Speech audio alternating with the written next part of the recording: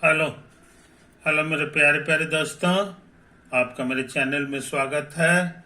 मेरे चैनल का नाम है रजनीकांत सिन्हा। ये यूट्यूब का चैनल है ना।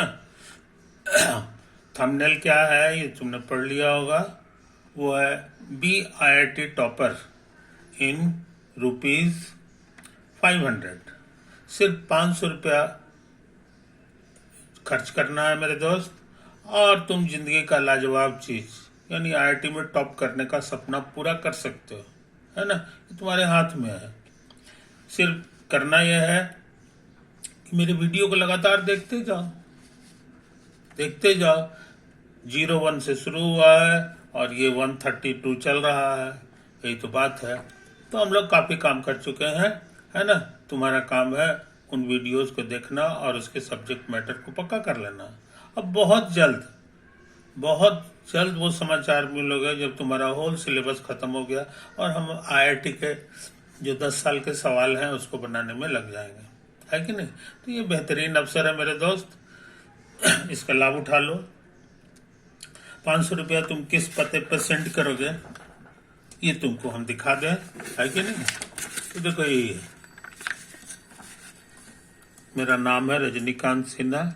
IFSC कोड है कैनरा बैंक 0002453। अकाउंट नंबर है 245310101 4333। तुम अपना काम करो मेरे दोस्त, ताकि मैं अपना काम करूं इत्मीनान से। यही तो बात है मेरे दोस्त। तो पिछला वीडियो में हम क्या कर रहे थे सो याद करो। हम पाराबोला की बात कर रहे थे। आज क्या करना चाहते हैं सो समझ लो। ये मेरा कोई कोऑर्डिनेट एक्सिस ओरिजिन है। इस कोऑर्डिनेट एक्सिस को हम लोग बोलेंगे ओरिजिनल। ये शुरू का है। और एक और कोऑर्डिनेट एक्सिस हम बनाना चाह रहे हैं। ये देखो, ये काला रंग का है। इसको हम लोग कहते हैं x डैश और ये y डैश एक्सिस, और ये ओरिजिन o डैश हो गया। और इसको हम लोग बोलेंगे न्यू कोऑर्डिनेट एक्सिस। ये सब न्यू है। यहां से यहां पहुंचना बड़ा आसान है। इसको घसका के यहाँ ले आओ, है कि नहीं। यानी इसको यहां से यहां पहुंचाने के लिए सिर्फ तुमको ट्रांसलेशन करना है।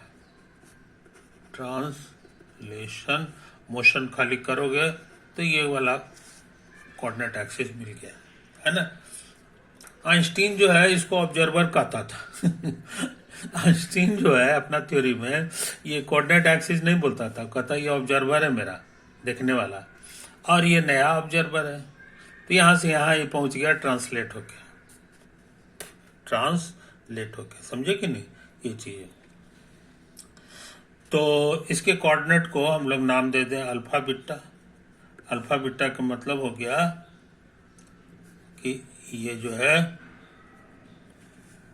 अल्फा है और ये ऊंचाई बीटा है, समझे कि नहीं। और जब भी कोऑर्डिनेट लिखेंगे तो एक चीज लिखेंगे विथ रिस्पेक्ट टू ओरिजिनल, समझे। वो ओरिज का मन हो गया ओरिजिनल के हिसाब से इसका कोऑर्डिनेट अल्फा बीटा है ना। और ये जो पॉइंट है इसका कोऑर्डिनेट हो जाएगा x, y। और ये किसके लिए, यहां भी लिख दो विथ रिस्पेक्ट टू ओरिजिनल। और इसी P पॉइंट का एक और कोऑर्डिनेट हो सकता है x डैश y डैश, लेकिन ये विथ रिस्पेक्ट टू न्यू हो गया। तो हर कोऑर्डिनेट लिखते समय हमको लिखना, ध्यान में रखना है कि ये ओरिजिनल के रिस्पेक्ट में है कि कोऑर्डिनेट में। अच्छा, चूंकि ये ओरिजिनल के रिस्पेक्ट में है, इसीलिए जो है ना यहाँ से यहाँ ऐसे परपेंडिकुलर ड्रॉ करोगे तो ये बायां घर के बराबर हो जाएगा, समझे। अच्छा, तो ये कितना हो गया ये बताना आसान है। कहोगे x में से इसको घटा दीजिए तो ये भी तुम्हारा हो जाएगा जितना लंबा ये है उतना ये भी x माइनस अल्फा हो जाएगा।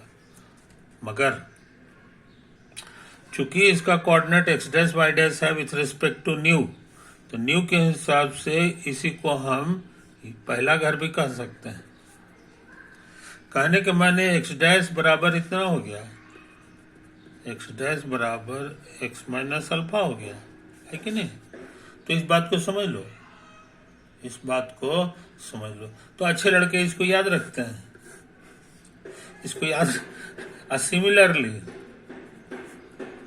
y डैश बराबर हो जाएगा y माइनस बीटा, समझे कि नहीं? तो इस चीज को समझ लो। तो x डैश y डैश पूछेंगे तो कहोगे कि हो जाएगा x minus alpha, sorry x minus alpha comma y minus beta, है कि नहीं? इसको और बढ़िया से लिखोगे वेक्टर की मदद से तो ये ऐसा लिखा जाएगा। कोई दिक्कत? तो इन बातों को समझ लो, इन बातों को समझ लो। तो अच्छे लड़के मोटा मोटी क्या याद रख सकते हैं सो समझ लो। ये कहला जाएगा न्यू बराबर ओरिजिनल और माइनस ओरिजिन। ओरिजिन के कोऑर्डिनेट को ओरिजिनल में घटा दोगे तब तुमको नया वाला कोऑर्डिनेट मिल जाएगा। इसी से कुछ और भी फॉर्मूला मिल सकता है, इसका उल्टा सीधा सीधी। x बराबर x डैश प्लस अल्फा और y बराबर y डैश प्लस बीटा, समझे? ये तो है कहानी। तो अच्छे लड़के ये फॉर्मूला को भूलते नहीं, इसको कहा जाता है ट्रांसफॉर्मेशनल फॉर्मूला। ट्रांसफॉर्मेशनल फॉर्मूला, समझे? और ट्रांसलेशन हमने किया और ये फॉर्मूला हमको मिल गया, BBI।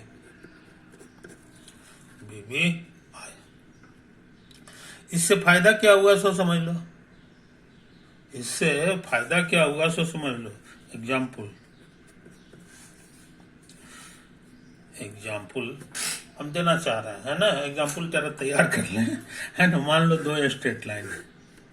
एक स्ट्रेट लाइन तुम्हारा है 2x माइनस 3y और प्लस 1 बराबर 0, और दूसरा स्ट्रेट लाइन है x प्लस 4y और माइनस 3 और बराबर 0, समझे? इसका पॉइंट ऑफ इंटरसेक्शन ये कहलाएगा, पॉइंट ऑफ इंटरसेक्शन यही कहलाएगा। इसका कोऑर्डिनेट हम निकालना चाह रहे हैं, तो मान लो ये अल्फा है, ये बीटा है, तो ये पॉइंट इस पर भी है और इस पे भी है, तो इसको भी सेटिस्फाई करेगा।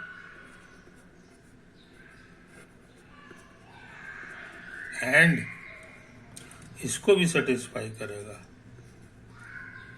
2 अल्फा माइनस 3 बीटा, क्या लिखा हुआ है, छूट गया। 2x माइनस 3y प्लस 1 कर दो तो ये प्लस 1 हो गया। आई बात समझ में?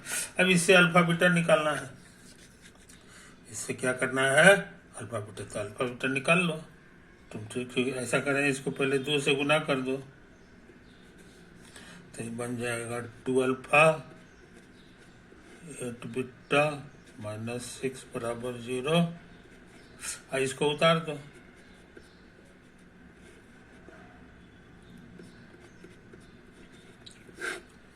उसके बाद स्कूल में सीखे होगा घटा देना चाहिए, चिन्ह बदल जाएगा नीचे का। घटाने से फायदा हो गया कि एक चीज गायब हो गया, और 8 और 3 11 बिट्टा हो गया, और ये लगता है 5 हो गया। तो बिट्टा हम लोग जान गए, बिट्टा तुम्हारे लिए हो गया -5/11, समझा? अब हम ये जान गए तो इसका फायदा उठा लें, तो अल्फा भी दे देगा। ये हो जाएगा अल्फा बराबर 3 माइनस 4 बिट्टा, बिट्टा मेरा निकाला हुआ है -5/11, एलसीएम 11, 11 33 और प्लस 20, तो हमको लग रहा है 53 दिया जी, 53/11, है ना। तो हम क्या सीखे जनाब, हम सीखे कि ये जो लाइन था x + 4y - 3,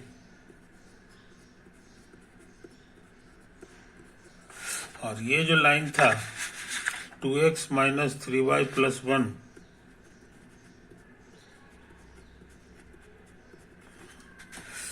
दोनों कटेगा कहाँ पर, ये पता लगा लिए। अल्फा आया है 53/11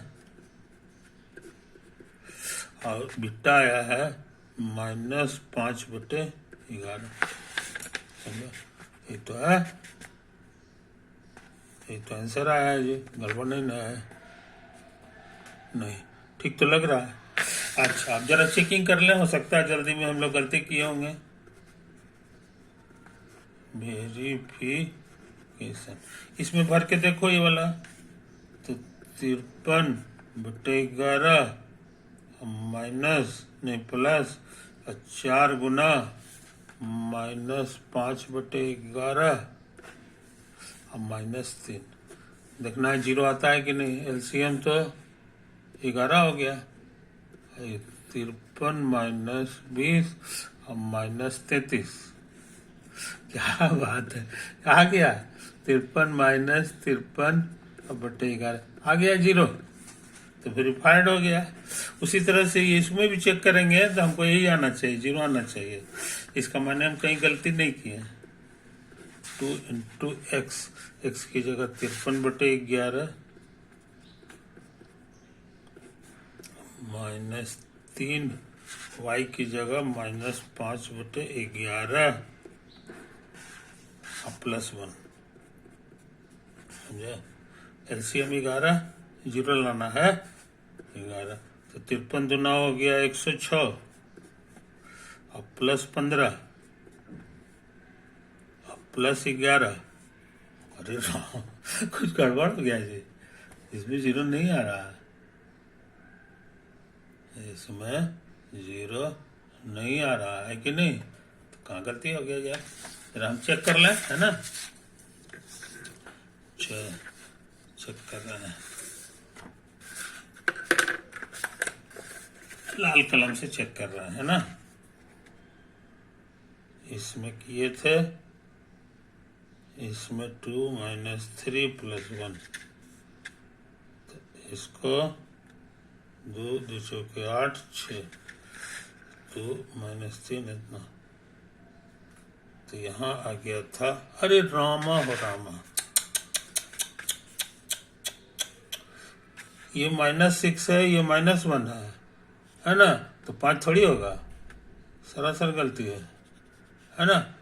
ये जो है -7 होगा, समझे, तो हमारा आंसर आ गया -7/11, है ना।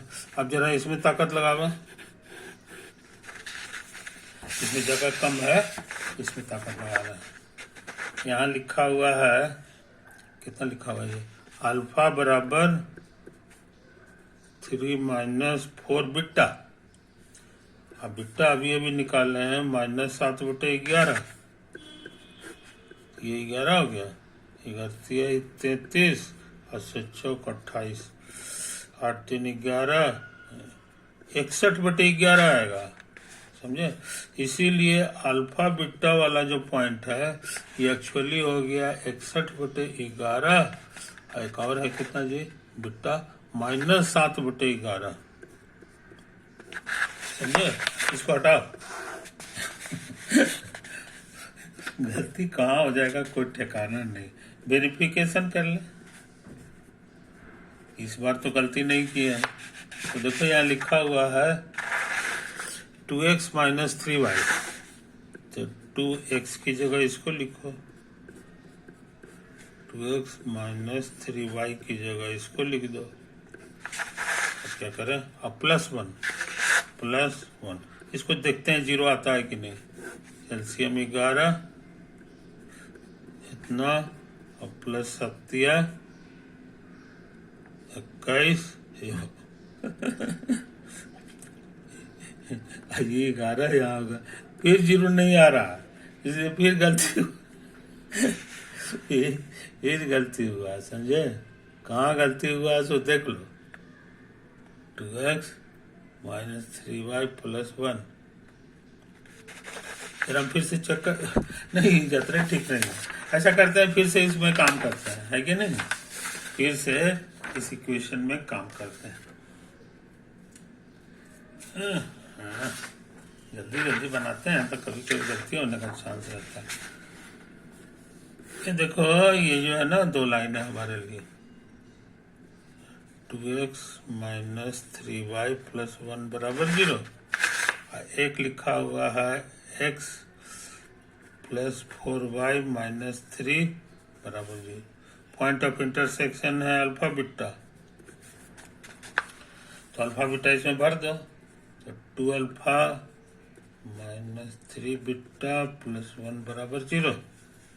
ये हो जाएगा अल्फा + 4 बीटा - 3 = 0, है कि नहीं? तो हम सोचते हैं इसको 2 से पहले गुना कर दो, इसको उतार दिए और 2 से गुना करोगे तो ये हो जाएगा इतना 8 बीटा -6।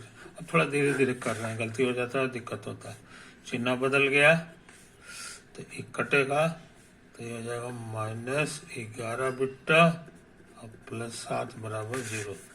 हे भगवान, तब ना गलती हो रहा था। ये उधर जाएगा तो 7/11 आएगा, हम यहाँ लिख दिए थे -7 7/11। ये उधर जाएगा तो प्लस ना हो जाएगा जी, इसीलिए इस सरासर गलती थी, है कि नहीं? अब ठीक हो गया है। अब सोचते हैं इसमें फायदा उठा लें, तो अल्फा के लिए इसको उधर भेज दो, तो 3 - 4 बीटा, बीटा अब ये भी निकाले हैं, 33 अब माइनस कितना है जी, 7 ना, हाँ, तो 7 × 28 हो जाएगा, 28 हो जाएगा, तो 28 में हमको लग रहा है 5 आ जाएगा, ये 5/11 है, समझे?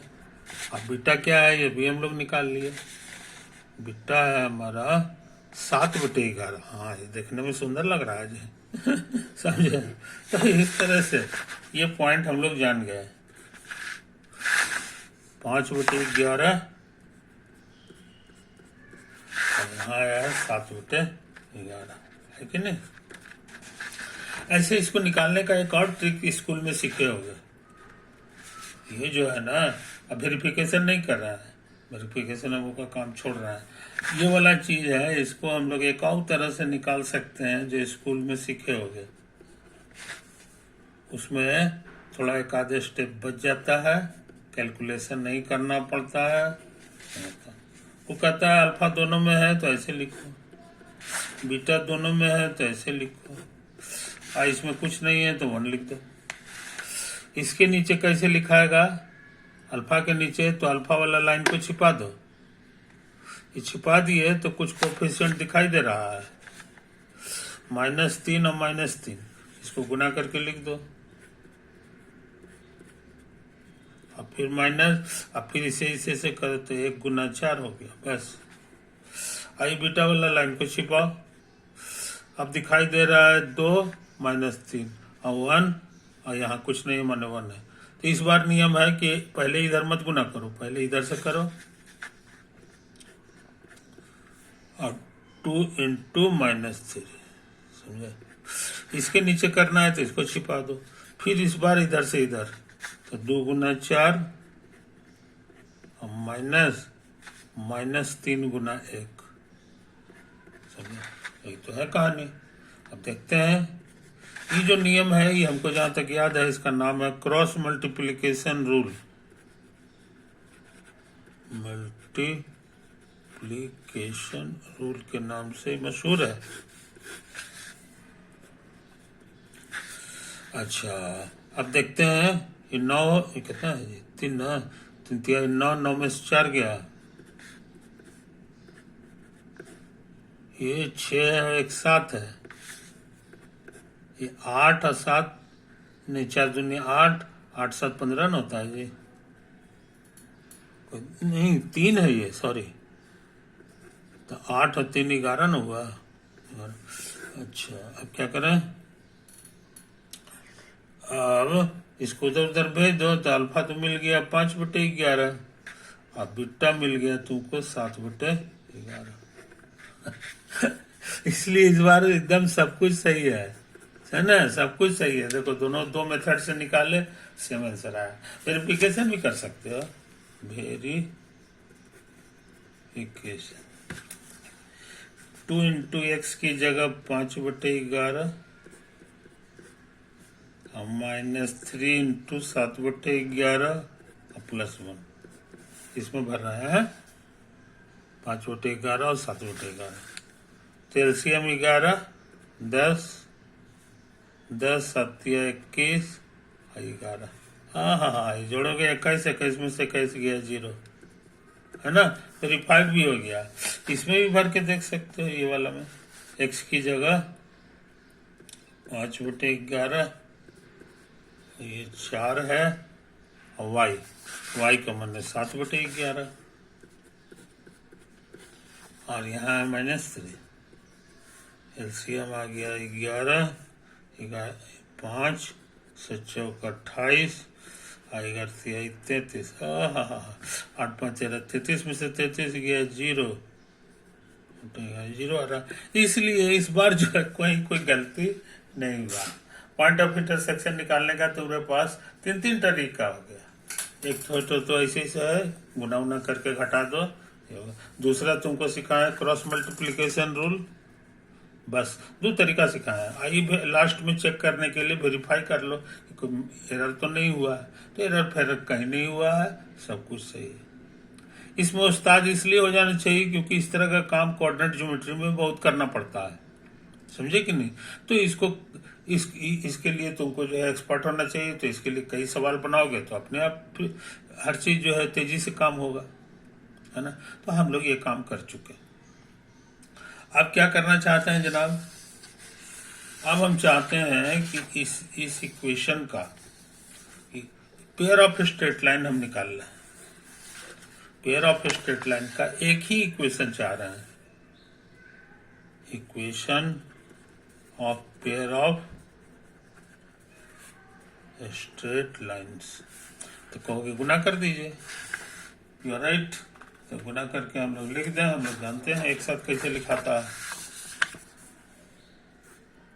तो 2x - 3y + 1 और गुना x + 4y और -3 = 0, समझे, यही तो है। तो गुना करो तेजी से, 2x², यहाँ से यहाँ x/4 दूनी 8, और यहाँ से यहाँ कितना हो गया जी, -12 है।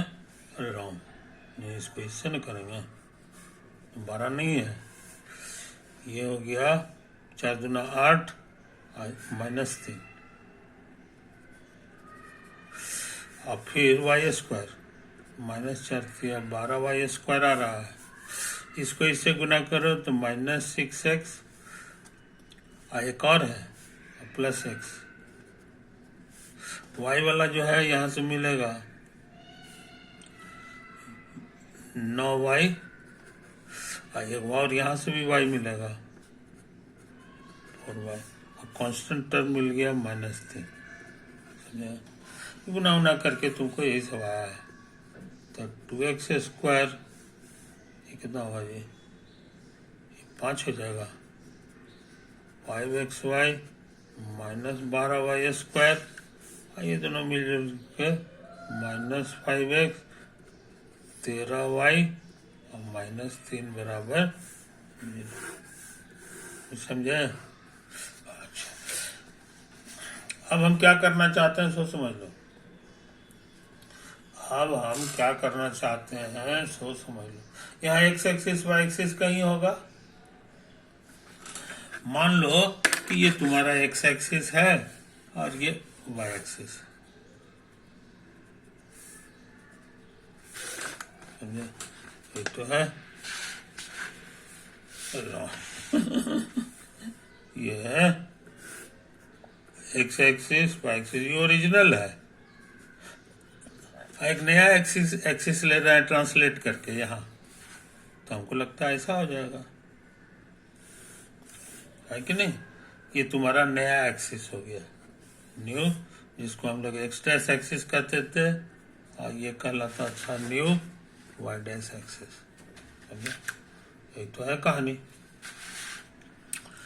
तो इन बातों को समझ लो मेरे दोस्त, इन बातों को समझ लो। तो इसके बीच में क्या रिश्ता है सो समझ लो। तुमको सिखाए थे x बराबर हो जाता है नैका और प्लस अल्फा। एक्स डैश हो गया ये, अल्फा की जगह तुम्हारा क्या हो गया 5/11, और उसी तरह से y हो जाता था वाई डैश प्लस नैका प्लस बिट्टा, और बिट्टा की जगह तुम्हारा है 7/11। समझा? तो इन बातों को समझ लो, भूल जाओगे तो याद रखो, x तुम्हारे लिए बन गया है एक्स डैश प्लस 5/11, और वाई डैश वाई तुम्हारा बन गया है वाई डैश और प्लस 7/11। समझे? हम चाह रहे हैं कि ये डाटा यहाँ भर दें, ये डाटा यहाँ भर दें, है कि नहीं? तो यहाँ जब भरोगे जनाब, तो क्या तमाशा होगा सो समझ लो। एक्स वाई के बजाय एक्स डैश वाई डैश में इक्वेशन आ जाएगा, एक्स डैश वाई डैश में इक्वेशन आ जाएगा, है कि नहीं? और एक्स डैश वाई डैश के लिए ये वाला पॉइंट नया ओरिजिन हो गया है। समझे? नया ओरिजिन है। तब pair of straight line origin पे कट रहा है, और ओरिजिन पे कटता है तो इक्वेशन होमोजीनियस हो जाता है। होमोजीनियस का मतलब हो गया कि इस तरह का टर्म दिखाई नहीं देगा, गायब हो जाएगा सब। तो हम चेक करना चाहते हैं कि सच में ऐसा होता है कि नहीं। तो जरा तेजी से काम कर रहा है। एक्स की जगह इसको भरो, एक्स डैश प्लस 5/11 का whole square plus 5 x dash plus 5/11 और गुना वाई डैश प्लस 7/11, अब प्लस नहीं है, माइनस 12 और वाई डैश प्लस 7/11 और माइनस 5 और एक्स डैश प्लस 5/11, कितना ये 13 ना है, 13 और वाई डैश और प्लस 7/11 और माइनस 3, है कि नहीं? ये तो है बराबर 0, ये तो है। अच्छा, अब मेरा कहना है कि ये वाला गायब हो जाएगा, माने कोफिशिएंट ऑफ एक्स हमारा गायब होने वाला, माने 0 आ जाएगा। कोफिशिएंट ऑफ एक्स डैश ये क्या आने वाला है 0। तो हम लोग जरा चेक करें कि सच है कि नहीं। अभी पूरा फैलाएंगे नहीं, ऐसे ही कर ले। तो एक्स डैश तुमको होल स्क्वायर फैलाओगे तो मिलेगा, तो 2 × 5/11 बस एक कोफिशिएंट आ जाएगा, और तुमको एक्स डैश आएगा प्लस 5, इसको गुना करोगे तब तो ये 7/11 आएगा। और कहाँ से आएगा जी, है कि नहीं?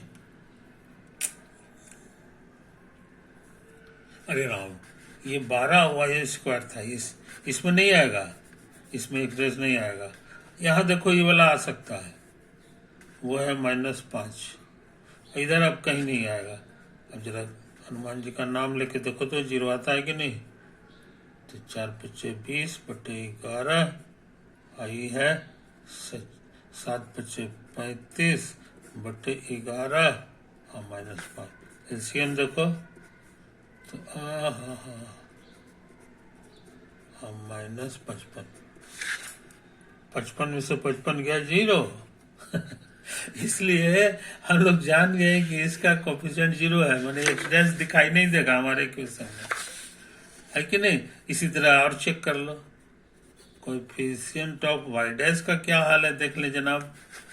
वाई डैश आएगा कहाँ से, यहाँ से तो नहीं आएगा, हाँ यहाँ से आएगा 5, इसको गुना करो तो 5/11।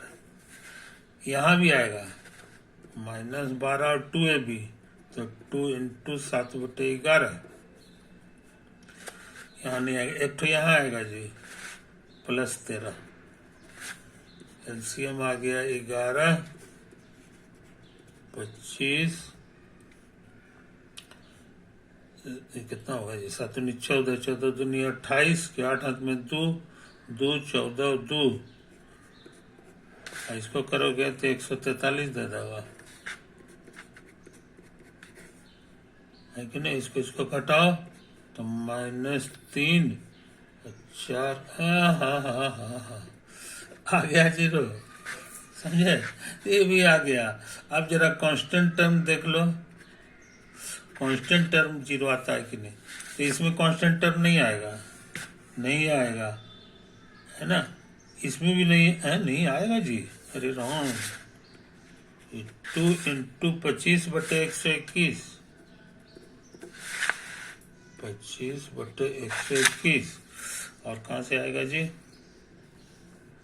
यहाँ से आएगा +5, ये 5/11 × 7/11 माइनस 12 × 49/121, एक ठो आ रहा है -5 × 5/11 प्लस 13 × 7/11 और -3। बाप रे बाप, अब इसको चेक करना कि ये 0 आता है कि नहीं। नियम तो 0 आना चाहिए, अगर 0 आता है इसका मतलब सारा पढ़ाई ठीक ठाक है कि नहीं। तो ये काम तुम्हारे लिए छोड़ दे रहे हैं ड्यू, है ना। और नहीं तो अगले दिन जो है इसको दिखा के हम जो है खुद वेरीफाई करेंगे, हमको पूरा विश्वास है 0 होगा, समझे कि नहीं। और नहीं तो तुम घर पे जा करके इसको कैलकुलेट करना, 0 आ जाएगा। तो कहने का मतलब क्या हुआ जनाब कि इसका शकल सूरत बड़ा आसान हो गया, something × x dash square plus something × x dash Y